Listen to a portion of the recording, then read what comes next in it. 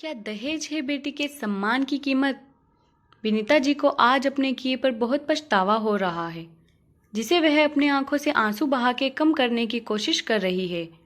लेकिन वो था कि कम होने का नाम ही नहीं ले रहा था।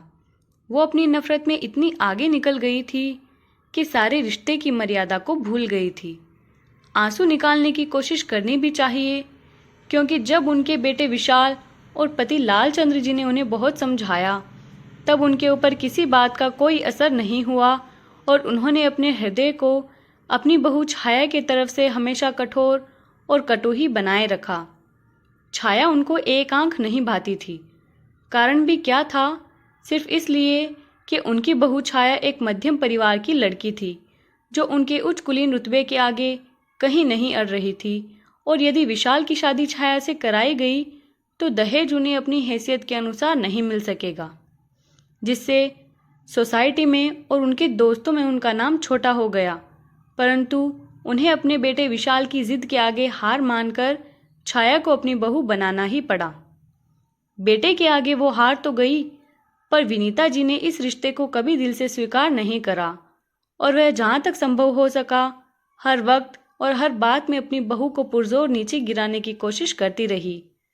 वह अपनी बहू के हर काम में जानबूझकर कमियां निकालती और कभी तो खुद ही पीछे से षड्यंत्र रचकर बहू के बने बनाए काम को बिगाड़ देती, ताकि सबके सामने उसकी इज्जत कम हो सके और उनका बेटा खुद ही छाया को छोड़ दे। और वो हमेशा छाया की बुराई करती, हर आने जाने वालों के साथ। छाया के प्रति अपनी इस कटुता और मन में भरे विष के आगे उन्होंने कभी ध्यान ही नहीं दिया कि वह खुद ही अपने हाथों अपने घर में अशांति और कलह का कारण बनती जा रही है, जबकि उनकी बहू सबकी दुलारी। क्योंकि छाया ने हर वक्त हर बात पर अपने सुसंस्कारी और पढ़ी लिखी सभ्य होने का परिचय दिया था। कभी सास को जवाब नहीं देती। छाया ने अपनी सास द्वारा खुद पर किए हर वार को हंस के टाल दिया, यह सोचकर कि यदि वह सही है तो एक दिन उन्हें अपनी गलती का एहसास जरूर होगा। विनीता जी छाया के माँ बाप को भी नहीं छोड़ती थी। छाया को यकीन था एक ना एक दिन उसकी सास को उसकी अच्छाई दिखेगी। बात सच भी है, यदि आप दिल के नेक और साफ हो तो किस्मत एक दिन आपकी अच्छाई का परिचय उन लोगों को जरूर कराती है जो बिन बात आपसे ऐब रखते हैं। आगे छाया की जिंदगी में हुआ भी कुछ ऐसा ही। विशाल जिस विभाग में काम करता था, वहां आए दिन ऐसे लोगों से भिड़ंत होती थी जो रिश्वत देकर अपना काम निकलवाना चाहते थे। परंतु विशाल अपने ईमान का पक्का और सच्चा था, इसलिए उसने कभी रिश्वत लेकर कोई काम नहीं किया। इसलिए वहां आने वाले उन जैसे लोगों के लिए विशाल पांव में लगे कांटे की तरह चुभता था। तो उन सब ने मिलकर षड्यंत्र रचा और विशाल को झूठे केस में फंसवा दिया, ताकि विशाल को जेल हो जाए और फिर वह उसके पद पर अपने आदमी को बैठा सके, जो उन लोगों का काम आसानी से कर दे, कोई भी परेशानी ना हो उनको। यहाँ तक कि विशाल की तरफ से जो भी वकील केस लड़ने को तैयार होता, वे लोग उसे इतना डरा धमका देते कि वह केस लड़ने से ही मना कर देता।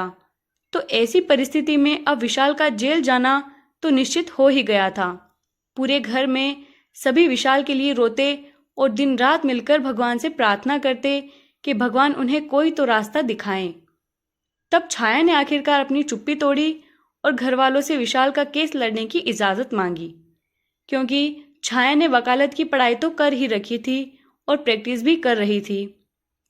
पर तभी उसके लिए विशाल का रिश्ता आया था और वह विशाल को इतनी पसंद आई थी कि विशाल ने घर वालों को कह दिया था कि उसे कोई फर्क नहीं पड़ता कि छाया गरीब खानदान से है या अमीर, वह शादी करेगा तो छाया से ही, वरना किसी से नहीं। क्योंकि विशाल को छाया एकदम अपनी जैसी लगी थी, नेक दिल। तो इस तरह छाया का विवाह विशाल से हो गया था। परंतु विनीता जी ने छाया को आगे प्रैक्टिस नहीं करने दी और उसकी पढ़ाई रुकवा दी। बस वो छाया को हर बहाने दुख देना चाहती थी, लेकिन छाया ने सास की खुशी के लिए अपनी वकालत भी छोड़ दी। इसलिए आज विनीता जी को अब अपनी गलती का एहसास हो रहा है कि वो नफरत में क्यों इतनी आगे निकल गई थी, अच्छे बुरे की पहचान करना भूल गई।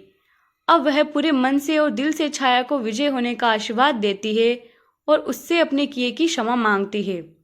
छाया ने विनीता जी के आंसू पोंछे और उनके चरण स्पर्श किए। तब इसी के साथ दोनों के मध्य उपजे सारे गिले शिकवे आपसी प्रेम और अपनेपन की उमड़ी लहर में समा गए। छाया ने दिन रात एक करके तमाम तरह के सबूत और गवाह इकट्ठे किए, साथ ही मिलने वाली सभी धमकियों और अपने पर किए गए सभी असफल प्रहारों को निष्फल कर कोर्ट में अपने पति विशाल को बेगुनाह साबित कर दिया। विशाल पर जितने इल्जाम लगे थे सब हटा दिए गए और उसकी पोस्ट भी उसको वापस मिल गई। पूरे घर में अब फिर से खुशियां लौट आई है।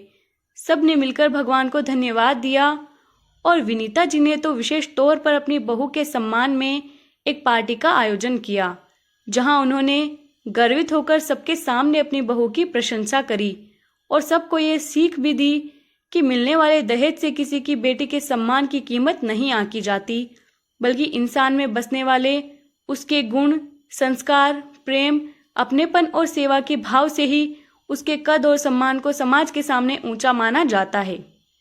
इन सब का अभाव होने पर घर में खुशियां कभी नहीं टिकती और इंसान को रह रहकर दुखी करती रहती है।